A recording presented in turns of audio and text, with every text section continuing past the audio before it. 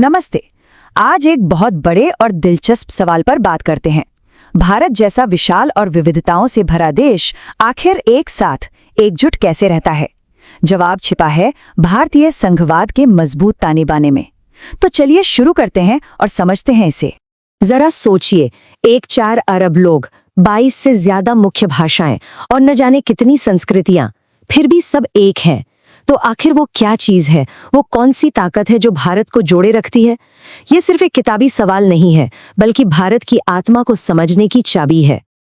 और इस बड़ी सी पहेली का जवाब सिर्फ एक शब्द में छिपा है, संघवाद। जी हाँ, संघवाद। ये शब्द हमने कई बार सुना होगा, पर असल में ये काम कैसे करता है? ये भारत के इस विशाल पहेली के टुकड़ों को एक साथ कैसे जोड़ता है? आइए आज इसी के पड़ताल करते हैं। इससे पहले कि हम भारत की कहानी में उतरें, सबसे पहले ये समझना जरूरी है कि भाई ये संघवाद आखिर है क्या भला। चलिए इसके बिल्कुल बेसिक आइडिया पर एक नजर डालते हैं। तो आसान भाषा में संघवाद का मतलब है पावर शेयरिंग। मतलब सारी की सारी ताकत किसी एक के हाथ में नहीं रहती। इसे केंद्र सरकार और राज्यों के बीच बांटा जाता है ताकि दोनों अपने अपने लेवल पर अपने अपने दायरे में बेहतर तरीके से काम कर सकें। और इसमें कमाल की बात यह है कि संघवाद एक ही तीर से दो निशाने लगाता है। एक तरफ तो ये पूरे देश को एक धागे में पिरो कर रखता है, और दूसरी तरफ ये हर इलाके की अपनी अलग पहचान, अपनी भाषा, अपनी संस्कृति का पूरा सम्मान करता है। ये एक बहुत ही कमाल का बैलेंस है, बिल्कुल किसी रस्सी पर चलने जैसा। तो सवाल उठता है कि भारत ने इस मुश्किल बैलेंस को साधा कैसे? इसकी पहली और शायद सबसे बड़ी परीक्षा हुई जब देश का नक्शा दोबारा बनाने की बात आई। और यकीन मानिए, ये कोई छोटा मोटा काम नहीं था। सोचिए, 1947 में जो भारत का नक्शा था वो आज से बिल्कुल अलग था। उस वक्त कई बड़े नेताओं को ये डर था कि अगर हमने भाषा के आधार पर राज्य बनाए ना, तो देश के टुकड़े टुकड़े हो जाएंगे। लेकिन लोगों की अपनी पहचान से जुड़ी जो भावना थी वो बहुत मजबूत थी, और आखिर में इसी भावना का सम्मान करते हुए ये फैसला लिया गया कि हाँ, एक जैसी भाषा बोलने वाले लोगों का अपना एक राज्य होगा। और फिर जो हुआ वो उम्मीद के बिल्कुल उलट था। जिस बात का डर था वो हुआ ही नहीं। भाषा के आधार पर राज्य बनाने से देश टूटा नहीं, बल्कि सच तो ये है कि और भी ज्यादा मजबूत हो गया। क्यों?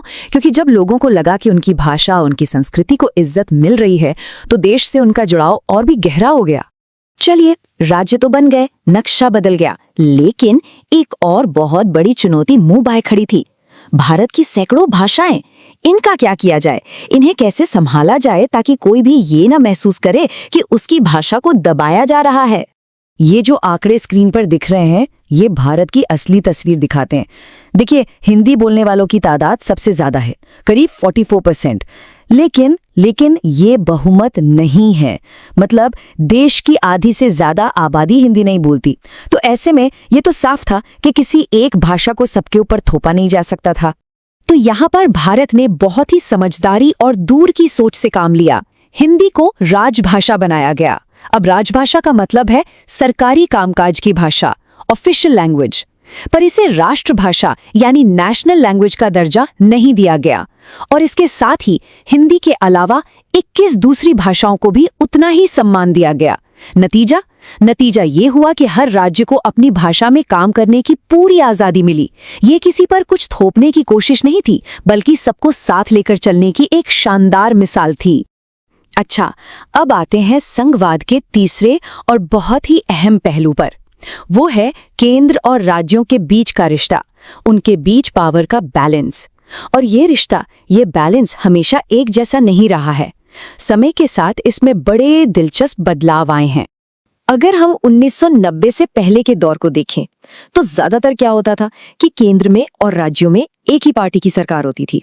जाहिर है, ऐसे में केंद्र बहुत ज्यादा ताकतवर रहता था। लेकिन 1990 के बाद भारत की राजनीति ने एक बड़ी करवट ली। राज्यों में छोटी छोटी क्षेत्रीय पार्टियां ताकतवर होने लगी, और केंद्र में शुरू हुआ मिली जुली सरकारों का दौर, जिसे हम गठबंधन सरकारें कहते हैं। अब इसका असर क्या हुआ? असर ये हुआ कि केंद्र में कोई भी एक पार्टी अपने दम पर सरकार नहीं बना सकती थी। सरकार बनाने के लिए उसे इन क्षेत्रीय पार्टियों के साथ की उनके समर्थन की जरूरत पड़ने लगी।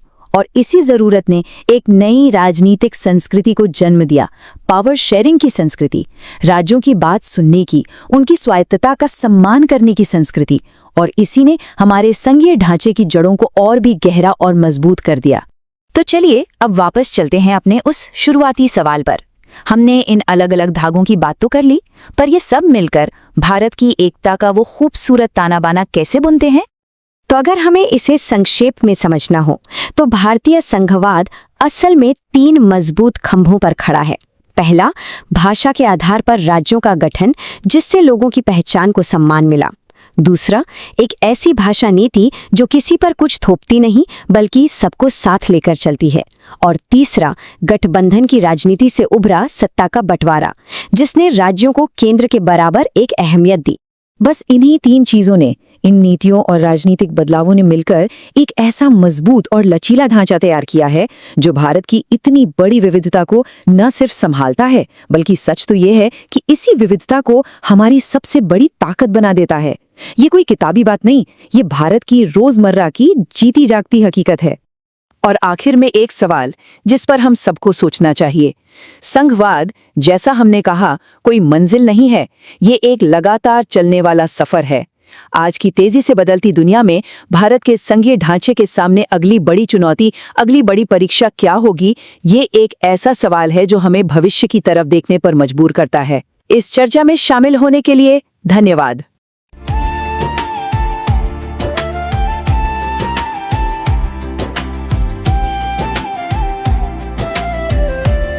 नमस्कार। क्या आप स्कूल में नौकरी ढूंढ रहे हैं लेकिन सही वैकेंसी की जानकारी आपको समय पर नहीं मिलती? और अगर आप एक स्कूल चला रहे हैं तो क्या आपको भी योग्य और भरोसेमंद स्टाफ ढूंढने में परेशानी होती है? आज यही समस्या हजारों लोगों और स्कूलों के सामने है। दोनों को एक दूसरे की जरूरत है, लेकिन फिर भी दोनों एक दूसरे तक पहुंच नहीं पाते। यही समस्या हमने देखी और इसी से जन्म हुआ SchoolCareer.in का। ये एक ऐसा ऑनलाइन प्लेटफॉर्म है जहां स्कूल अपनी वैकेंसी पोस्ट कर सकते हैं और उम्मीदवार सीधे उन नौकरियों के लिए आवेदन कर सकते हैं। यहाँ केवल टीचर्स ही नहीं बल्कि स्कूल से जुड़े कई पदों के अवसर उपलब्ध हैं, जैसे office staff, computer operator, accountant, librarian और अन्य पद। हमारा लक्ष्य है स्कूलों और योग्य उम्मीदवारों को एक ही मंच पर जोड़ना। अगर आप स्कूल में अपना करियर बनाना चाहते हैं या अपने स्कूल के लिए बेहतरीन स्टाफ ढूंढना चाहते हैं तो आज ही विजिट कीजिए www.schoolcareer.in।